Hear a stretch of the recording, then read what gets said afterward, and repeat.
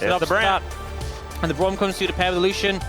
I think out of the engaged supports available, I think Rel was a good pickup because I think Leona and Nautilus have a worse time into Braum. Yeah. And it was pretty telegraphed. But yeah, so I think, you know, the Rel, pretty important to the side of KT. I think they're happy with their lane matchups overall, but T1's team fighting pretty powerful. And a lot of skirmish power as well. The Braum, Xin Zhao, Lucian, that trio, really powerful with how those two very quickly stack up the Braum passive. So something to be cautious about, especially before Cuz has ultimate. I think you really need to be a bit careful of how those skirmishes go. And whether also, it is actually good is a big question, but you know that Cuz is very happy to be playing Viego, BDD on Azir, tale as old as time. As here we go. Happy Children's Day, everyone. And we'll see whether these fine young gentlemen can come away with a win. He actually has a bit of an edge, but we'll see how it ends up playing out. The problem for me is that it feels like there's a lot of comfort for T1. I think a lot of people have had some criticism of Doran's Rumble, but we know that he is very happy to play it regardless. And so with Owner and Faker on Ahri Xin Zhao, that's where I'm seeing a lot of strength for T1. If Owner has a good champion, generally you feel pretty good. I think that's the main thing. There's the Roadshow buff. Oh, actually Faker could be in trouble. No, stun comes through from Cuz. And even if Faker doesn't die here, this is really problematic. Still, a lot of damage coming on through. Charm going to connect, and Faker does make it out. Switching their bottom lane towards the top side. Grub's going to be coming up relatively soon. Skirmishes continuing to get value with that piercing light. There's Cuz on spawn. Ready to get over here, make something happen. Peter, will he be able to clear out this control ward? That's the question. Well, I mean, might have been able to, but Duckdom probably would have died if he did. So yeah, that reset from Duckdom there and able to pick up some extra waves as a result. So he has an advantage. They're also actually invading here to steal away the blue. But I think Cuz isn't too bothered. He will just pick up the dragon in return. Yep. The fact that you got that one grub from the first set, you got the dragon. Was there. Deft was there as well. I'm pretty Barrel. Sure. Yep, it was very cute stuff. All right, Doran still looking to try and cook Casting a little bit here. Casting probably should have used the chicken skin because he's getting cooked so much here in this lane as Cuz moving on down. Let's see whether Doran's going to be okay. Taunt comes through. Winds of War are down because unable to find any extra. Casting back into lane. And no real advantages picked up from anywhere. So I guess what we need to talk about is when these teams are going to be strong. And I feel like T1 right now is looking like a good moment as Faker wants to catch up and pick up Peter. Deadly Flourish doesn't find the mark though. And I think this Rel is just dead. Teleport to come in from the Rumble. There's a teleport also from the Galio that doesn't quite work out, but that Blast Cone is working out here. And Doctarm looking to try and turn this. Good knock up onto Doran there as the heroic entrance comes through. And now the taunt will set up for the 4th bullet. Doran still alive for so long as they take down the Galio. They get rid of the Viego. Skirmishes is caught and thrown in under the turret, but they're unable to kill him. Faker is still at such high health, and BDD hits the floor. T1 walk away the huge victors in this fight, and Peter still wanting a little bit more off the back end. Don't think they're going to quite find it as Deadly Flourish, actually. Let's see whether Doctarm can do anything. As Ona going in one more time. Dancing Grenade value going to be pretty high, but not high enough in amongst it. I also think getting baited a good amount by some of the healing that like the Xin Zhao, you know, that they could utilize to mitigate it. He's relatively low range. They have catching him as he's walking towards the brush, as Magnustorm is going to pull him ever further. Cuz looking for an angle there. Skirmishes just dashes his way out. Remember, didn't have flash after being shoved under the turret previously. I mean, I think like the angle Peter found was good, but like you need follow-up, and when the only follow-up is the Jhin, who wasn't even that close. That equalizer positioning absolutely fantastic there by Doran as Cuz not quite able to do anything. As Peter going to close in on Carrier, but they lose their Galio already. The curtain has been called as Skirmishes taking a bit of damage because just having to get out of there. BDD wanting to be the hero finds the Emperor's Divide and they take down the Lucian. Shutdown comes in and now Cuz has turned into a very, very powerful AD carry. It's just not quite enough to be able to get anything else done, and T1 still walk away feeling better. Playing around the power of these auto attackers with the Braum, you can see whether one of those is indeed going to be afoot here today. As KT looking to even out the Void Grubs.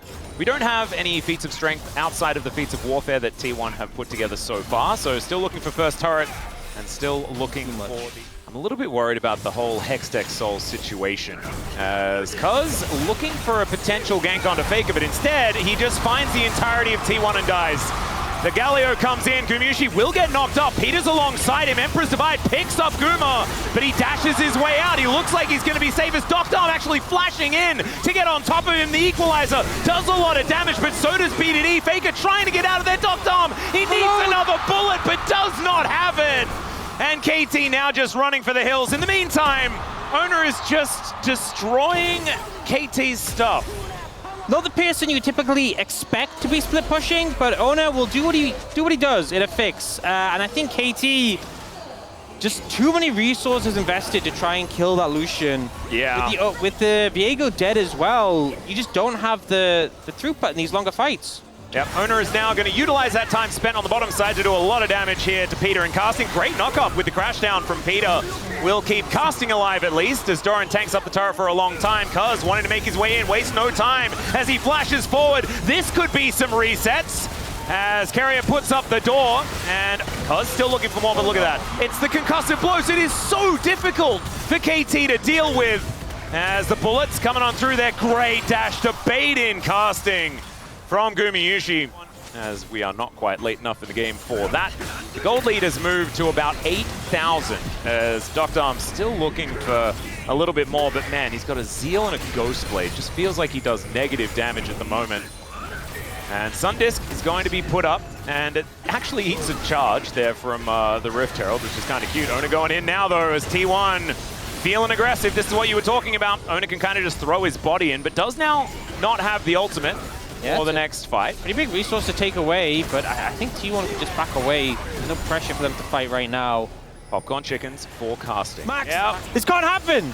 Well, it might just be set up as there's a Shattering Strike. Okay, Owner taking a lot of damage. Heartbreaker comes forward. Cuz is now another jungler as he looks to get on top of Carrier. Great knock-up just to interrupt. And now the resets fly through. Doran, though, gets the Equalizer down. BDD is going to greet him as Deadly Flourish will go wide. Look at how low these health bars are as the Otacon is looking terrifying. And that is as BDD is going to get charmed. Oh, Faker.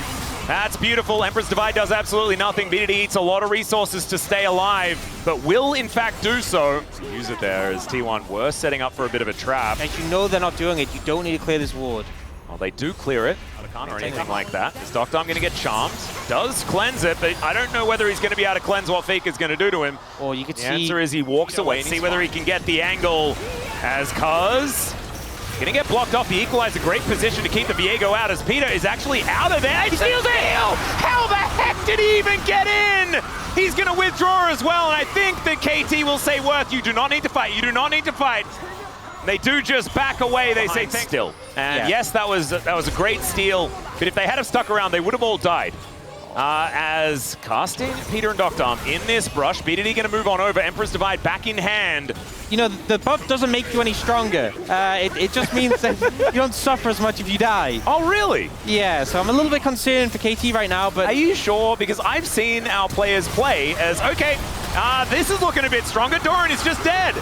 He had no Equalizer, of course, so at least it's not that T1 weren't able to utilize it, but now they will be able to collect themselves. It gives you a confidence boost.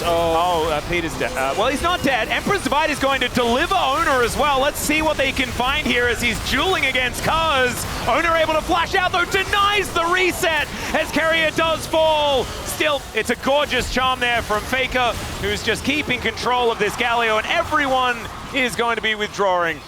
And they've bought time by getting that Dragon and the Arakan. And they're going to use that time to engage onto a Braum. Yep, we're going to fight more as Carrier uses the ultimate. They get the flash out of him as well as the curtains have been called. And Gumayusi will be able to avoid most of them. Strong as when they were forcing fights before. Oh no. As Faker is going in, does have another charge of the Spirit Rush, is wondering when to use it. Does find the charm here under Casting as Owner setting up for it. That is a Justice Punch as Casting trying to get himself out of there. The culling will cut him down though. And down goes BDD as well. It's a double for Gumayusi as KT trying to find some follow-up kills as the charm this time will go wide. Despite the fact that Faker has been so incredibly wasn't in a good spot. It wasn't navigate. It wasn't fully. 8,000 gold ahead. 8,500. Yep. Faker might be close to dying as Heartbreaker comes forward. He flashes, he dashes, and Faker is out of there. All right. Yeah. Equalizer goes down. There's a Glacial Fissure as well as Faker. Gorgeous wraparound, and you kill the Viego, and you cut the legs out from under KT. Now they just have to wait. Inner turret does fall down. They invest a bit in order to get it, but they will get so much for that investment. The returns are looking good as they take down the first inhibitor of the game. And T1, this game one, looking definitely by like, okay, never mind. They are so far away from their base. And now T1 are looking to cut them down once again. Casting in an awkward spot. Magnetstorm connects onto just Faker as now Owner goes in and buys so much space. Casting able to flash his way out, but Owner is able to follow him. Doran goes golden in the nick of time as well as KT are just losing members one after the other. But BDD finding a huge shuffle. Oh, Skirmishes, my God, the damage is absurd. And BDD is still here. The Sand Soldiers are set up and he goes golden just in time. But he is the last man and BDD cannot do it alone. That's what we've been learning this whole year. And T1 will walk forward and finish off game one. I feel like some of the fights even, KT were playing pretty well, but they're just so far behind, and they just opt into every single fight. T1 cool, calm, and collected. 9-1 and 9 for Owner on this Xin Zhao. It is his best champion, and he keeps getting it every series. Nexus goes down, and T1. 기다려야 돼. 괜찮아. 카이팅. 뒤쪽에 아직 나 오긴 했어. 그만 뿌릴게. 아직 붙어 있어. 천천히 아무나. 빨리. 네네네. 나 괜찮아. 우리 좋아. 공 8초. 아즈르만 생각. 더 갈게 이거 앞으로. 야 타워 있어. 가. 야 못 가. 못 갈게. 좋아. 야 와봐. 잠깐만. 좀 애매하긴 해 뒤에. 아즈르 노이. 아즈르 싸워 가져야 된다. 아즈르 잡으면 끝나. 끝났어. 노이. 그럼 끝났어. 나가 있어. 이제가 끝나. 나가 있어. 와 11호씩. Early focus composition with stronger skirmishing around your jungler, because I think that was the advantage T1 had, is when it came to those skirmishes. Fire with the Renekton. Well. Yeah. This is Exodia from T1. There has been a seatbelt malfunction, and unfortunately the roller coaster has been grounded. It is too dangerous to actually go on the ride, and they've closed the theme park. You're in fact getting out of the roller coaster, and you are going home. That is what I'm feeling right now at the end of this draft. This is, I think when we load into this game, people are going to look at the teams and be like, how the heck did this draft even happen? Yeah, well, okay. I've seen what they wanted. I think if they are going to win, it's going to be off the back of Casting being a gigantic Aatrox in these team fights. Doctom and Peter are going to have to play out of their minds in the laning phase, and T1 just needs to do what their comp does. He does take a bit of a poke here in this lane.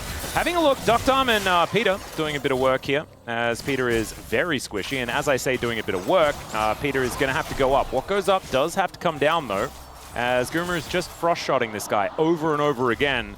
And Peter is going to be very low, as BDD, speaking of very low, is very low. Yes. Well, no lane's really going super favorably right now for KT. Peter's still level 1 though. You do need, they're level 2. Nailing it, there's the flash. Immediate cleanse comes out from Skirmishes as he's ran out of summoner spells. Okay. No, you're not. A little bit? No, your mistake, you're in the car. Oh. You might be going up a hill. It was a road bump maybe. Yeah, we're going home, remember? Like the theme park is closed. They're looking for, I mean, this is Elise, she's great at diving. All right, see where the carrier is going to go down. Remember, doesn't have his flash available. Good handshake does come on through. The bailout comes down, and Elise, like you say, good at diving. And so that is going to be first blood going over to Doctom. Okay, this is good moves coming out. Oh. Meanwhile, on the other side of the map, an Infernal Chain is going to land, and he doesn't pick up the turret aggro. So like you were saying, turret is going to reset. Flash comes out finally here as Owner going to have to flash and does survive. The mid lane. And Cuz coming on over as well, seeing whether he can find something. Control ward does go down. And, you know, we might be feeling a little bit, I guess, not so great about how the lane, how the game is looking from a draft perspective. Be in a worse position. They will be able to pick up the City Dragon though, and again it's an Ocean Dragon. Nice one to get in the early levels for extra sustain. Yep, and no one's around the corner really going to be suffering. Never a fun time to get ganked as a top laner, but that was definitely one of the least fun times to get ganked as a top laner. They're potentially looking for another dive bot now. Cleanse still isn't available for Guma. No flashes either. They can go for this. It's a little risky, I'll be honest. The fact that Peter has no flash, and they have the bailout, so we'll see if they can make it work. Yeah, Peter gonna come on over. They find the cocoon onto Gumayushi. He's taking a lot of damage. Does have the bailout as Cuz gonna have to get out of there as well. There's the repel, and Peter is gonna get Fate's Called back. Guma able to go down there as it is Cuz picking up the kill. BDD moving over, another cocoon, grasping more, and Peter is taking control of this bottom lane. BDD loses half of his health bar, and Ona says, I know what time it is. They're ganking my bottom lane. I'm killing casting again. Let's see whether he can actually get this one down as Doran goes in, finds the slice and dice. He's tanking up that turret, and down goes the Aatrox. Cuz having a pretty good game is, all right. If at first you succeed, I guess just keep doing the thing that you succeed doing. Yep. As casting just still sticking around. Let's see whether he's able to grab this, and he's not able to do so. 28 health is enough for Ona to punch through. I think ultimately Ona, hasn't shown too much attention towards the bot side. Where both top laners are denied. Oh, casting fakes it to the turret. Get some CS here as well. That's huge news. As Gumayushi takes a turret shot, does manage to get the plate money, as we see there. Carrier now, hostile takeover available. As Cuz looking to grab some grubs. First round were secured there by T1. And T1 going to be able to get themselves the first time completed, but I mean, here's a cluster of all 80 carries. Whoa! Whoa! There's a flash. The flash comes out from Carrier, but it doesn't quite work. He's taking so much damage, but the hostile takeover is too good! Casting has to flash away as Cuz. A lot of damage there available as BDD coming on over. That is gorgeous amounts of CC being thrown out by the way. The Infernal Chains will connect. Another knock-up as Gumayushi trying to run, but he's not going to get anywhere, and it's a double kill for BDD on the way. He looked pretty positive now. Carrier gets caught out. A bit of a miss flash as well. Doesn't get over the wall, and KT find an opportunity to strike. Sacrificing Peter for the greater good. That's what they're known for. Is now Cuz fighting against Ona here.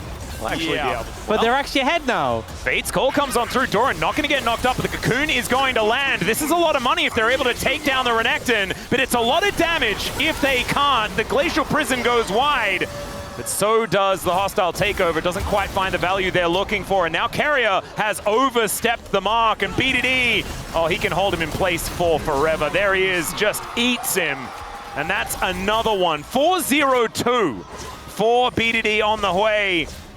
And KT, it just took having what looked on paper like the worst draft we've seen in the history of the LCK for 2025 for them to feel absolutely fantastic and find all the very out of position. They did get a teleport out of casting at the same time as KT are looking for their second dragon. This turret under fire right now as BDD can clear out minion waves from a very long way away. Faker comes over though, so this could be a lot of money into the coffers of T1.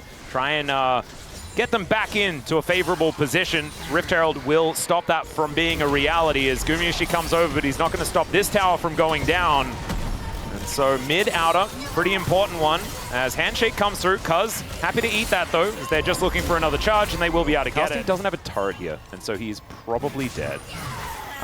He has a lot of practice at being dead in this game though, as he does flash away from the gravity well.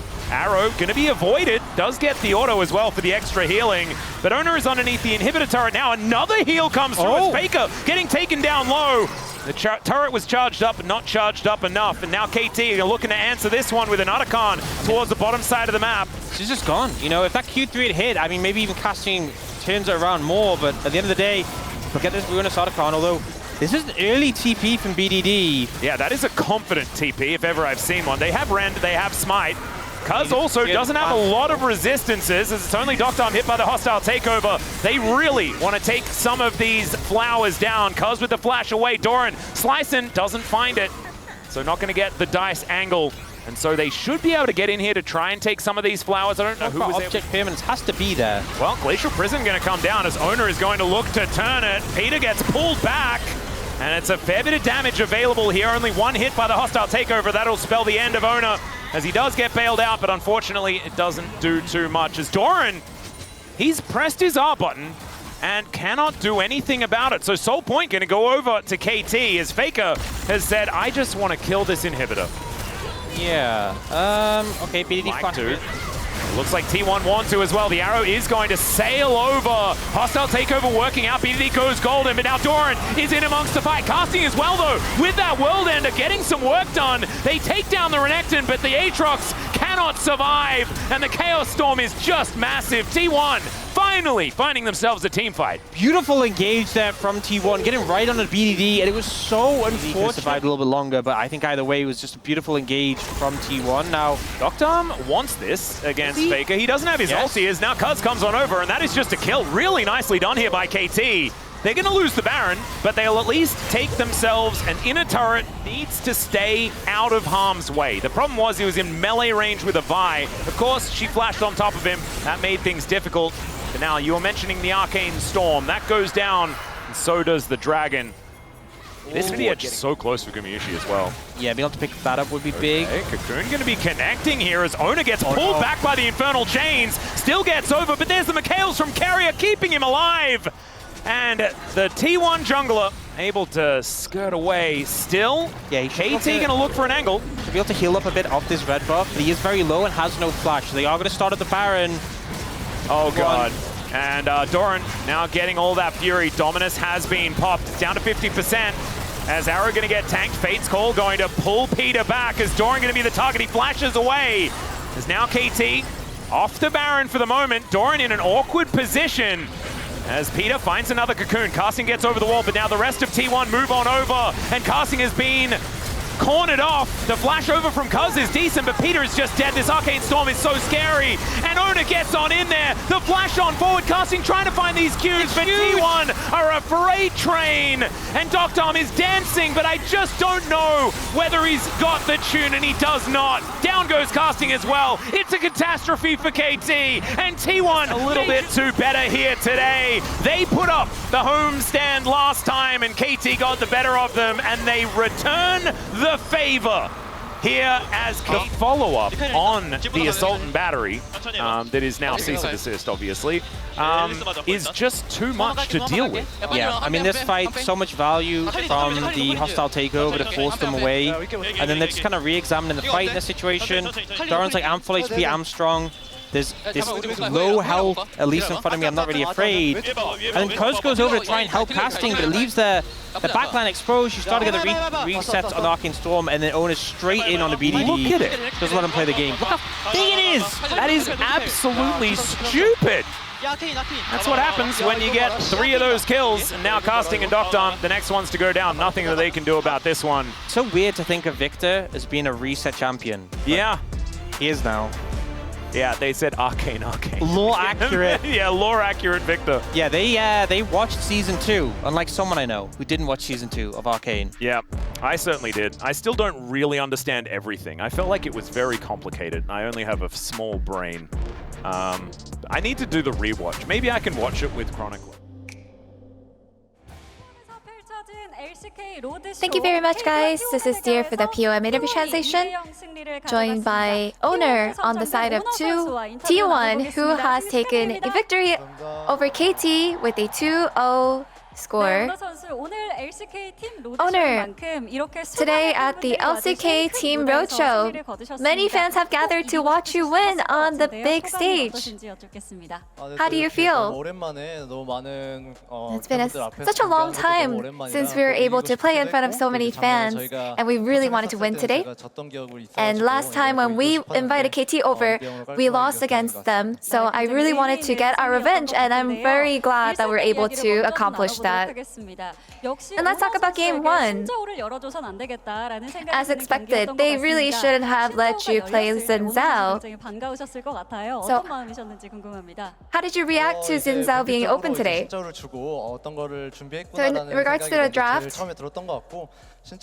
I just thought maybe they left Xin Zhao open and that was just a part of their strategy. And Xin Zhao is definitely my comfort pick, so I had a really good time. I felt really great about locking Xin Zhao in that moment.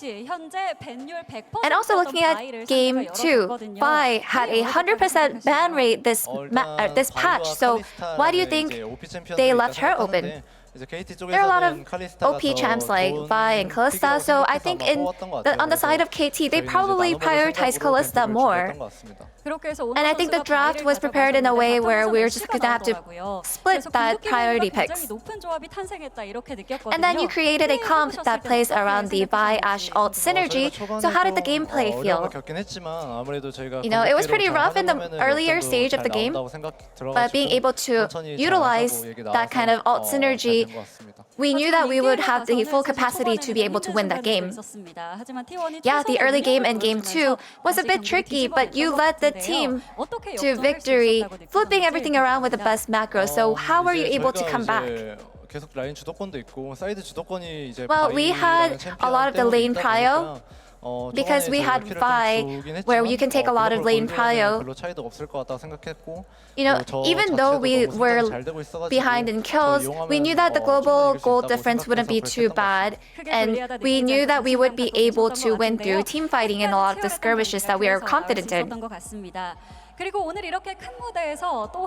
And on this big stage, another big milestone has been hit.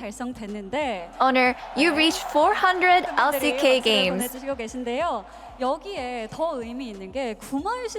And what makes it even more meaningful is that Gumayushi has also reached 400 LCK games. So how do you feel about this meaningful record? You know, ever since I debuted, I've always been playing with Gumayushi, so I think that's just what led us to play 400 LCK games. You know, I feel like we both have stacked so much experience just together. So would you like to say anything to Gumayushi? Gumayushi, congratulations on 400 games. Let's keep on playing well, as long as we can. Now that you got to kick off round 2 with a victory, what are your goals for the rest of round 2? You know, it was a 2-0 clean victory in our first match of round 2. So I'm hoping and looking forward to showing you guys a great, fun performance and more wins in round 2 compared to round 1. And that's the end of the interview with Owner, and back to the space. Thank you.